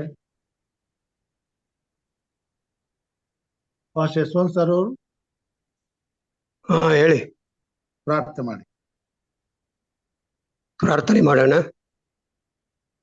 ನಮ್ಮನ್ನು ಬಹಳವಾಗಿ ಪ್ರೀತಿ ಮಾಡಿದಂತ ನಮ್ಮ ಸರ್ವಶಕ್ತನಾದ ತಂದೆಯಾದಂತಹ ದೇವರೇ, ನಿನ್ನ ನಾಮಕ್ಕೆ ಅನಂತ ಸ್ತೋತ್ರ ಸಲ್ಲಿಸುವರಾಗಿದ್ದೇವೆ. ಕರ್ತನೆ, ಕಳೆದ ರಾತ್ರಿ ನಮ್ಮೆಲ್ಲರಿಗೆ ಒಳ್ಳೆಯ ನಿದ್ರೆಯನ್ನು ಕೊಟ್ಟು ಎಲ್ಲಾ ಕೇಡು ಗಂಡಾಂತರಗಳಿಂದ, ನೋವುಗಳಿಂದ, ಕಾಯಿಲೆಗಳಿಂದ ನಮ್ಮನ್ನು ತಪ್ಪಿಸಿ ತಿರುಗಾ ಈ ಸುಂದರವಾದಂತಹ ಇನ್ನೊಂದು ದಿನವನ್ನು ನೋಡುವ ಹಾಗೆ ಮತ್ತು ಈ ಕೂಟದಲ್ಲಿ ಭಾಗವಹಿಸಿ ನಿನ್ನ ವಾಕ್ಯಗಳನ್ನ ಕೇಳುವಂತ ಒಂದು ಭಾಗ್ಯವನ್ನ ನಮ್ಮೆಲ್ಲರಿಗೆ ದಯಪಾಲಿಸಿ ಕೊಟ್ಟಿದ್ದಿ, ಅದಕ್ಕಾಗಿ ನಿನಗೆ ಸ್ತೋತ್ರ ಸ್ವಾಮಿ. ಹೌದು ಕರ್ತನೆ, ನೀನು ಹೇಳಿದ ರೀತಿಯಲ್ಲಿ ಎಲ್ಲಿ ಇಬ್ಬರಾಗಲಿ ಮೂವರಾಗಲಿ ಸೇರಿಕೊಂಡು ನನ್ನನ್ನು ಕೊಂಡಾಡುತ್ತಾರೋ ಅವರ ಮಧ್ಯದಲ್ಲಿ ಇರುತ್ತೇನೆ ಎಂದು ವಾಗ್ದಾನ ಮಾಡಿದಂತ ಸ್ವಾಮಿ, ಈ ಸಮಯದಲ್ಲಿ ನಿನ್ನ ಪ್ರಸನ್ನತೆಯು ನಮ್ಮೆಲ್ಲರ ಜೊತೆಯಲ್ಲಿ ಇದೆ ಅಂತ ನಾವು ನಂಬಿದ್ದೇವೆ ಸ್ವಾಮಿ. ಆ ನಂಬಿಕೆಯಲ್ಲಿ, ಆ ವಿಶ್ವಾಸದಲ್ಲಿ ಜೀವಿಸುವಾಗ ನೀನು ನಮಗೆ ಸಹಾಯ ಮಾಡು ಕರ್ತನೆ. ವಿಶೇಷವಾಗಿ ಇವತ್ತಿನಲ್ಲಿ ಸಂದೇಶವನ್ನು ಕೊಟ್ಟಂತ ಹಿರಿಕರನ್ನ ವಿಶೇಷವಾಗಿ ನೀನು ಆಶೀರ್ವದಿಸಿ ಕರ್ತನೆ, ಆ ವಾಕ್ಯಗಳ ಮುಖಾಂತರ ನಮ್ಮನ್ನು ಎಚ್ಚರಿಸಿದ್ದಕ್ಕಾಗಿ ನಿನಗೆ ಸ್ತೋತ್ರ. ಆ ವಾಕ್ಯಗಳನ್ನು ನಮ್ಮ ಜೀವನದಲ್ಲಿ ಅಳವಡಿಸಿಕೊಂಡು ಆ ವಾಕ್ಯಗಳ ಪ್ರಕಾರ ನಡೆಯುವಂತ ಒಂದು ಭಾಗ್ಯವನ್ನ ಕೂಡಿ ಬಂದಿರತಕ್ಕಂತ ನಮ್ಮೆಲ್ಲರಿಗೆ ದಯಪಾಲಿಸಿ ಕೊಡಬೇಕಾಗಿ ನಿನ್ನನ್ನು ಕೇಳಿಕೊಳ್ಳುತ್ತೇವೆ. ತಂದೆ ಆದ ದೇವರೇ, ಈ ಸಮಯದಲ್ಲಿ ವಿಶೇಷವಾಗಿ ನಮಗೋಸ್ಕರ ಪ್ರಾರ್ಥನೆ ಮಾಡಿ ಎಂದು ಕೇಳಿಕೊಂಡಂತ ಮಕ್ಕಳಿಗೋಸ್ಕರ ನಾವು ಪ್ರಾರ್ಥನೆ ಮಾಡುವರಾಗಿದ್ದೇವೆ ಸ್ವಾಮಿ. ಪ್ರತಿನಿತ್ಯವೂ ಅವರಿಗೋಸ್ಕರ ನಾವು ಪ್ರಾರ್ಥನೆ ಮಾಡುವರಾಗಿದ್ದೇವೆ. ನಮ್ಮ ಪ್ರಾರ್ಥನೆಯನ್ನು ಕೇಳಿ ಅವರಿಗೆ ಸದುತ್ತರವನ್ನು ದಯಪಾಲಿಸಿ ಅವರ ಎಲ್ಲಾ ಕುಂದು ಕೊರತೆಗಳನ್ನು ಹೋಗಲಾಡಿಸಬೇಕಾಗಿ ನಿನ್ನನ್ನು ಕೇಳಿಕೊಳ್ಳುತ್ತೇವೆ. ವಿಶೇಷವಾಗಿ ಲೋಕೇಶ್ ಅವರಿಗೋಸ್ಕರ, ಅವರ ಕುಟುಂಬಕ್ಕೋಸ್ಕರ ನಾವು ಪ್ರಾರ್ಥನೆ ಮಾಡುವಾಗ ಸ್ವಾಮಿ, ಅವರ ಕಷ್ಟಗಳನ್ನು, ಅವರ ತೊಂದರೆಗಳನ್ನು, ಅವರ ನೋವುಗಳನ್ನ ನೀನು ತಿಳಿದವನಾಗಿದ್ದಿ ಸ್ವಾಮಿ. ನೀನೇ ಆ ಕುಟುಂಬವನ್ನು ವಿಶೇಷವಾಗಿ ಆಶೀರ್ವದಿಸಿ ಅವರಲ್ಲಿರ್ತಕ್ಕಂಥ ಎಲ್ಲಾ ಕುಂದು ಕೊರತೆಗಳನ್ನು ಹೋಗಲಾಡಿಸಿ ಅವರಿಗೆ ಬೇಕಾದಂತಹ ಹೇರಳವಾದಂತಹ ಆಶೀರ್ವಾದಗಳನ್ನು ಕೊಟ್ಟು ಅವರು ಪ್ರತಿನಿತ್ಯವೂ ನಿನ್ನ ಭಯಭಕ್ತಿಯಲ್ಲಿ ಜೀವಿಸುವಾಗ ನೀನು ಅವರಿಗೆ ಸಹಾಯ ಮಾಡು. ಇನ್ನು ವಿಶೇಷವಾಗಿ KP ರವಿಗೋಸ್ಕರ ಪ್ರಾರ್ಥನೆ ಮಾಡುವರಾಗಿದ್ದೇವೆ ಕರ್ತನೆ. ಆ ಕುಟುಂಬವನ್ನು ಕೂಡ ಆಶೀರ್ವದಿಸು. ಅವರು ಮಾಡುವಂತಹ ಕೆಲಸಗಳಲ್ಲಿ, ಅವರ ಹೋಗೋಣ ಬರೋನಲ್ಲಿ ಕೂಡ ನೀನಿದ್ದು ಅವರನ್ನು ಆಶೀರ್ವದಿಸು. ಅವರೆಲ್ಲಾ ಸಮಸ್ಯೆಗಳನ್ನು ಹೋಗಲಾಡಿಸಿ ಅವರಿಗೆ ಬೇಕಾದಂತ ಎಲ್ಲ ಆಶೀರ್ವಾದಗಳನ್ನು ಕೊಟ್ಟು ಅವರನ್ನು ನಡೆಸು. ಇನ್ನು ವಿಶೇಷವಾಗಿ ವಿನಾಯಕೋಸ್ಕರ ನಾವು ಪ್ರಾರ್ಥನೆ ಮಾಡುವರಾಗಿದ್ದೇವೆ ಸ್ವಾಮಿ. ಆ ಮಗನನ್ನು ಕೂಡ ವಿಶೇಷವಾಗಿ ನೀನು ಆಶೀರ್ವದಿಸು. ಆತನಲ್ಲಿರ್ತಕ್ಕಂಥ ತೊಂದರೆಯನ್ನ, ನೋವನ್ನ ಎಲ್ಲವನ್ನ ನೀನು ತಿಳಿದವನಾಗಿದ್ದಿ ಸ್ವಾಮಿ. ಅದಕ್ಕೆ ಬೇಕಾದಂತ ಪರಿಹಾರವನ್ನು ಕೊಡುವಂತಹ ಕರ್ತನು ನೀನು ಸ್ವಾಮಿ. ಅವರನ್ನು ವಿಶೇಷವಾಗಿ ನೀನು ಮುಟ್ಟಿ ಆಶೀರ್ವದಿಸಿ ನಡೆಸಿ ಕಾಯ್ದು ಕಾಪಾಡಬೇಕಾಗಿ ನಿನ್ನನ್ನು ಕೇಳಿಕೊಳ್ಳುತ್ತೇವೆ. ವಿಶೇಷವಾಗಿ ಚಿನ್ನಪ್ಪರಿಗೋಸ್ಕರ ಪ್ರಾರ್ಥನೆ ಮಾಡುವರಾಗಿದ್ದೇವೆ ಸ್ವಾಮಿ. ಅವರು ಕೂಡ ಸ್ವಾಮಿ ಉತ್ತಮ ರೀತಿಯಿಂದ ಅವರು ಇಂಗ್ಲಿಷ್ನಿಂದ ಕನ್ನಡಕ್ಕೆ ಅನುವಾದ ಮಾಡಿದ್ದಾರೆ ಸ್ವಾಮಿ. ಪ್ರತಿನಿತ್ಯವೂ ಅವರು ಮಾಡುವಂತಹ ಸೇವೆಯಲ್ಲಿ ಕೂಡ ನೀನಿದ್ದು ಅವರನ್ನು ಆಶೀರ್ವದಿಸು. ಅದೇ ರೀತಿ ಬೋಧಕರಾದಂತ ಸಾಲಮನ್ ಅವರನ್ನು ಕೂಡ ಆಶೀರ್ವದಿಸು, ಅವರ ಕುಟುಂಬವನ್ನು ಆಶೀರ್ವದಿಸು. ಅವರಿಗೆ ಬೇಕಾದಂತ ಎಲ್ಲಾ ಆಶೀರ್ವಾದಗಳನ್ನು ಕೊಟ್ಟು ಅವರನ್ನು ನಡೆಸು. ಇನ್ನು ಹೇಮಲತಾ ಭಕ್ತರಾಜ್ ಅವರನ್ನ, ಅವರ ಕುಟುಂಬವನ್ನ, ಅವರ ಯಜಮಾನರನ್ನ, ಅವರ ಮಕ್ಕಳನ್ನ ವಿಶೇಷವಾಗಿ ಆಶೀರ್ವದಿಸಿ ನಡೆಸಿ ಕಾಯ್ದು ಕಾಪಾಡಬೇಕಾಗಿ ನಿನ್ನನ್ನು ಕೇಳಿಕೊಳ್ಳುತ್ತೇವೆ. ಅದೇ ರೀತಿ ಸ್ವಾಮಿ ರಾಜೇಶ್ವರಿಯರನ್ನ, ಅವರ ಕುಟುಂಬವನ್ನ, ಅವರ ಮಕ್ಕಳನ್ನ, ಅವರ ಸೇವೆಯನ್ನು ಕೂಡ ವಿಶೇಷವಾಗಿ ಆಶೀರ್ವದಿಸಿ ಸ್ವಾಮಿ, ಅವರು ಕೂಡ ನಿನ್ನ ಭಯಭಕ್ತಿಯಲ್ಲಿ ನಡೆದುಕೊಳ್ಳುವಾಗ ನೀನು ಅವರಿಗೆ ಸಹಾಯ ಮಾಡು. ಇನ್ನು ರಾಜು ಅವರಿಗೋಸ್ಕರ ಪ್ರಾರ್ಥನೆ ಮಾಡುವರಾಗಿದ್ದೇವೆ. ಅವರನ್ನು ಕೂಡ ವಿಶೇಷವಾಗಿ ನೀನು ಮುಟ್ಟಿ ಆಶೀರ್ವದಿಸಿ ನಡೆಸಿ ಕಾಯ್ದು ಕಾಪಾಡಬೇಕಾಗಿ ನಿನ್ನನ್ನು ಕೇಳಿಕೊಳ್ಳುತ್ತೇವೆ. ಇನ್ನು ವಿಶೇಷವಾಗಿ ವರಲಕ್ಷ್ಮಿಯವರನ್ನ, ಅವರ ಕುಟುಂಬವನ್ನ, ಅವರ ಎಲ್ಲ ಸದಸ್ಯರನ್ನು ಕೂಡ ವಿಶೇಷವಾಗಿ ನೀನು ಆಶೀರ್ವದಿಸಿ ಸ್ವಾಮಿ. ಈ ಮಗಳು ಪ್ರತಿನಿತ್ಯವೂ ಸ್ವಾಮಿ ನಿನ್ನ ಸೇವೆಯಲ್ಲಿರುವಾಗ, ನಿನ್ನ ರಾಗಗಳನ್ನು ಹಾಡುವಾಗ ಅವ್ರಿಗೆ ಇನ್ನೂ ಹೆಚ್ಚಾದಂತ ಆಶೀರ್ವಾದಗಳನ್ನು ಕೊಟ್ಟು ಅವರನ್ನು ನಡೆಸಬೇಕಾಗಿ ನಿನ್ನನ್ನು ಕೇಳಿಕೊಳ್ಳುತ್ತೇವೆ ಕರ್ತನೆ. ನಮ್ಮ ಕುಟುಂಬವನ್ನು ಕೂಡ ವಿಶೇಷವಾಗಿ ನೀನು ಮುಟ್ಟು ಸ್ವಾಮಿ. ನಮಗೆ ಬೇಕಾದಂತ ಒಳ್ಳೆ ಆರೋಗ್ಯ ಬಲವನ್ನು ಕೊಟ್ಟು ನಾವು ಕೂಡ ನಿನ್ನ ಭಯಭಕ್ತಿಯಲ್ಲಿ, ನಿನ್ನ ಹೆಜ್ಜೆಯಲ್ಲಿ ನಡೆದು ನಿನಗೆ ಸಾಕ್ಷಿ ಮಕ್ಕಳಾಗಿ ಜೀವಿಸುವಾಗ ನೀನು ನಮಗೆ ಸಹಾಯ ಮಾಡು. ಇನ್ನೊಂದು ಆವರ್ತಿ ಕೂಡಿ ಬಂದಿರತಕ್ಕಂಥ ಪ್ರತಿ ಒಂದೊಂದು ಮಕ್ಕಳನ್ನು ಆಶೀರ್ವದಿಸು. ಈ ಕಾರ್ಯಕ್ರಮವನ್ನು ನಡೆಸುವಂತಹ ಬೋಧಕರನ್ನ, ಅವರ ಕುಟುಂಬವನ್ನು, ಅವರ ಮಕ್ಕಳನ್ನು ಕೂಡ ಆಶೀರ್ವದಿಸಿ ನಡೆಸಿ ಸ್ವಾಮಿ. ಪ್ರತಿನಿತ್ಯವೂ ನಿನ್ನ ವಾಕ್ಯಗಳನ್ನು ಕೇಳಿ ನಿನ್ನ ವಾಕ್ಯಗಳ ಪ್ರಕಾರ ನಡೆಯುವಂತ ಒಂದು ಭಾಗ್ಯವನ್ನ ನಮ್ಮೆಲ್ಲರಿಗೆ ದಯಪಾಲಿಸಿ ಕೊಡಬೇಕಾಗಿ, ಮತ್ತು ಇವತ್ತಿನ ದಿನದಲ್ಲಿ ನಾವು ಮಾಡುವಂತಹ ಕೆಲಸಗಳಲ್ಲಿ, ನಮ್ಮ ಹೋಗೋಣ ಬರೋನಲ್ಲಿ ಕೂಡ ನೀನಿದ್ದು ಸ್ವಾಮಿ. ಯಾವ ಅಪಾಯಗಳು, ಅಪಘಾತಗಳು ಸಂಭವಿಸದಂತೆ ನೀನೇ ನಿನ್ನ ದೇವದೂತರ ಮುಖಾಂತರ, ನಿನ್ನ ಪವಿತ್ರಾತ್ಮನ ಮುಖಾಂತರ ನಮ್ಮೆಲ್ಲರನ್ನ ನಡೆಸಿ ಕಾಯ್ದು ಕಾಪಾಡುತ್ತಾ ಬರಬೇಕಾಗಿ ಪ್ರಭು ಯೇಸು ಸ್ವಾಮಿ ಹೆಸರಿನಲ್ಲಿ ಅತಿ ವಿನಯದಿಂದ, ತಾಳ್ಮೆಯಿಂದ ಕೇಳಿಕೊಳ್ಳುತ್ತೇನೆ ಸ್ವಾಮಿ. ಆಮೇಲೆ ಪರಲೋಕದ ಪ್ರಾರ್ಥನೆ ಮಾಡಿಕೊಳ್ಳೋಣ. ಪರಲೋಕದಲ್ಲಿರುವ ನಮ್ಮ ತಂದೆಯೇ, ನಿನ್ನ ನಾಮವು ಪರಿಶುದ್ಧವೆಂದು ಎಣಿಸಲ್ಪಡಲಿ, ನಿನ್ನ ರಾಜ್ಯವು ಬರಲಿ, ನಿನ್ನ ಚಿತ್ತವು ಪರಲೋಕದಲ್ಲಿ ನೆರವೇರುವ ಪ್ರಕಾರ ಭೂಲೋಕದಲ್ಲಿ ನೆರವೇರಲಿ. ನಮ್ಮ ಅನುದಿನದ ಆಹಾರವನ್ನು ಇವತ್ತು ನಮಗೆ ದಯಪಾಲಿಸಿಕೊಡು. ನಮಗೆ ತಪ್ಪು ಮಾಡಿದವರನ್ನು ನಾವು ಕ್ಷಮಿಸಿದಂತೆ ನಮ್ಮ ತಪ್ಪುಗಳನ್ನು ಕ್ಷಮಿಸು, ನಮ್ಮನ್ನು ಶೋಧನೆಯಲ್ಲಿ ಸೇರಿಸದೆ ಕೇಡಿನಿಂದ ತಪ್ಪಿಸು. ಯಾಕಂದರೆ ರಾಜ್ಯವು ಬಲವು ಮಹಿಮೆಯು ಸದಾಕಾಲವು ನಿನ್ನದೇ. ಆಮೆನ್. ಆಮೆನ್. ನಮ್ಮ ತಂದೆಯಾದ ದೇವರ ಪ್ರೀತಿಯು, ನಮ್ಮ ರಕ್ಷಕನಾದಂತ ಯೇಸು ಕ್ರಿಸ್ತನ ಕೃಪೆಯು, ಪರಿಶುದ್ಧಾತ್ಮ ದೇವರ ಅನುನ್ನತಿಯು, ಐಕ್ಯತೆಯು, ಸಹವಾಸವು ಈಗಲೂ ಯಾವಾಗಲೂ ನಿರಂತರವೂ ಕೂಡಿ ಬಂದಂತ ದೇವ ಮಂದಿಯ ಸಂಗಡ, ಕುಟುಂಬ ಮಕ್ಕಳು, ಬಂಧು ಬಳಗದವರ ಸಂಗಡ, ಪ್ರಾರ್ಥನೆ ವಿಜ್ಞಾಪನೆಗಳ ಸಂಗಡ ಹಾಗೂ ಸ್ವಾಮಿ ಈ ಕಾರ್ಯಕ್ರಮದಲ್ಲಿ ನಿನ್ನ ವಾಕ್ಯವನ್ನು ಕೇಳುವಂತ ಪ್ರತಿಯೊಬ್ಬ ವಿಶ್ವಾಸಿಗಳ ಸಂಗಡ, ವಿಶೇಷವಾಗಿ ಈ ದಿನ ಸ್ವಾಮಿ ಸಂದೇಶವನ್ನು ತಂದಂತ ಹಿರಿಯ ಬೋಧಕರಾದಂತ KP ರವಿ ಗಿಲ್ ಅವರ ಸಂಗಡ, ಅವ್ರು ಮಾಡುವಂತ ಸೇವೆಯ ಸಂಗಡ, ಅವ್ರ ಕುಟುಂಬ ಮಕ್ಕಳ ಸಂಗಡ, ಭಾಷಾಂತರ ಮಾಡಿದಂತ ಹಿರಿಯರಂತ ದಿನಪ್ಪ ಸಾತ್ವಿಕ್ ಅವರು, ಅವ್ರ ಕುಟುಂಬ ಮಕ್ಕಳ ಸಂಗಡ, ಹಾಗೂ ವಿಶೇಷ ಗೀತೆಯನ್ನು ಹಾಡಿದಂತ ಹಾಗೂ ಈ ಕಾರ್ಯದಲ್ಲಿ ಭಾಗವಹಿಸಿದಂತ ನಮ್ಮೆಲ್ಲರ ಸಂಗಡ ಸದಾ ಕಾಲ ನೆಲೆಯಾಗಿರಲಿ ಸ್ವಾಮಿ. ಆಮೇನ್. Amen. Amen. We want to thank you for the message today. Thank you, Pastor Ravi Gill. Thank you for the message. You're welcome, brother. Pastor, your name is just like one IPS officer. His name is also like Gill. Are you relative to that? Are you relative of that officer? Which KP Singh? KP Gill? Yes, KP Gill. Yes, KPS Gill. Yes. No, not really. Okay, Pastor. It is very nice to have you in our meeting. Yeah, Nice, it is still pretty cold this side, no? So in morning hours still it was just wanted to keep myself little warm. And so I am not even dressed off formally. Sorry. Okay. Okay, Thank you, Pastor. In spite Yeah, of your welcome. ill health, you have joined. Yeah. Solomon साहब आप भी बहुत अच्छा लग रहा है. Very good. God bless Thank you. you. All of you brothers keep doing the work which God has given us, and God will bless you all. Keep you, Pastor. Welcome. Thank you sir, बहुत अच्छा बताया. बुलवान के बहुत अच्छा है. Thank you, धन्यवाद. Welcome. Thank you sir. आपके लिए कभी भी मैसेज देंगे. हाँ सर, देव सर तुम्हारा मैसेज के लिए हमें भी इंतजार करते रहते sir. Thank you. God thank bless. You. Thank you, Pastor. Chinnappa sir ಪಾಸ್ಟ್ರೆ ಬಾರಿ ಚಂದವಾಗಿ ನೀವು ಎಕ್ಸ್ಪ್ಲೈನ್ ಮಾಡಿದಿರಾ, ನಮ್ಗೆ ಬಾರಿ ಅಚ್ಚುಕಟ್ಟಾಗಿ ಆಯ್ತಾಯ್ತು. ದೇವರ ನಾಮಕ್ಕೆ ಸ್ತೋತ್ರವಾಗಲಿ. ಥ್ಯಾಂಕ್ ಯು ಅಂಕಲ್, ಒಳ್ಳೆ ರೀತಿಯಲ್ಲಿ ಕನ್ನಡದಲ್ಲಿ ತಿಳಿಸ್ಕೊಟ್ಟಿದ್ದೀರಾ. ಧನ್ಯವಾದ. ಆಯ್ತು. ಒಳ್ಳೆ ಉತ್ತಮವಾದ ತರ್ಜುಮೆ ಮಾಡೋದು. ಆಯ್ತು pastor. Okay pastor, thank you. All right. Okay. Bye. All of you. Thank you. Have a great Thank day. you. God's blessing be on you and your families. Keep up the good work. Bless you. God bless you, Pastor. Thank you. Have a good day, Pastor. Thank you. ಎಲ್ರಿಗೂ ಶುಭೋದಯ. ಎಲ್ರಿಗೂ ಶುಭೋದಯ. ಎಲ್ಲರಿಗೂ ಶುಭೋದಯ. ಶುಭೋದಯ sir. ಶುಭೋದಯ sir. ಶುಭೋದಯ.